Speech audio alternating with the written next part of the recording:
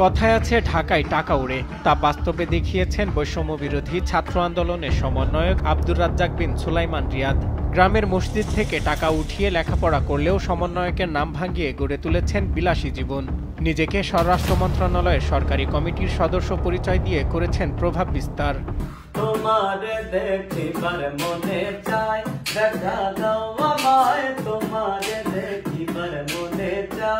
চাঁদাবাজিতে যাতে বাধা না হয় সে কারণে সহযোগী হিসেবে বেশ কয়েকজন সমন্বয়ককে নিয়ে একটি গ্রুপ পরিচালনা করত রিয়াদ। টার্গেট করতেন আওয়ামী লীগ সরকারের সাবেক এমপি মন্ত্রীদের।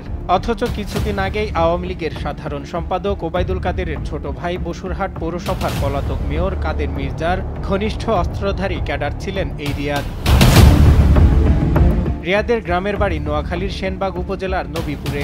বাবা ৮ বছর আগে রিকশা চালিয়ে সংসার চালাতেন, এখন দিনমজুর। কোনো রকম খেয়ে না খেয়ে দিন পার করা রিয়াদও এবার কুরবানিতে দিয়েছেন লাখ টাকার গরু। তার এই উন্নতি দেখে হতবাক স্থানীয়রা। এবারে কুরবানি দিয়েছে ১ লক্ষ টাকা দিয়ে গরু কিনে কুরবান দিচ্ছে। মনে হয় ৫ আগস্টের পর আঙ্গুল ফুলি কলা গাছ হয়ে গেছে, সে এখন সমন্বয় হয়েছে, কোটি টাকার মালিক। অভাবের মধ্য দিয়ে গ্রামে তোলা টাকায় ঢাকায় একটি বেসরকারি বিশ্ববিদ্যালয়ে ভর্তি হয় রিয়াদ। পরে বৈষম্য বিরোধী ছাত্র আন্দোলনে অংশ নেয়, আন্দোলনের নেতাদের সঙ্গে গড়ে তোলে সুসম্পর্ক। এরপরে আর ফিরে তাকাতে হয়নি তাকে। এমনকি নিজের চাঁদাবাজি পাকাপোক্ত করতে বিভিন্ন রাজনৈতিক দলের নেতাদের সঙ্গে ছবি তুলতেন তিনি। কোনো চাকরি বা ব্যবসা না করলেও গত ৬ মাসে রিয়াদ গ্রামে একটি নতুন বাড়ি করেছেন। অনেকেই বলছেন ঢাকার গুলশানেও তার প্লট আছে, রয়েছে দামি বাইকও। অপরদিকে রিয়াদের মায়ের দাবি, সন্তানকে পড়াশোনার জন্য এখনও গ্রাম থেকে টাকা পাঠাতে হয়। রিয়াদের আমরা টাকা আর উল্টা দেওয়ান লাগে, এর খাবার সব কিছু রিয়াদের দেওয়ান লাগেন না।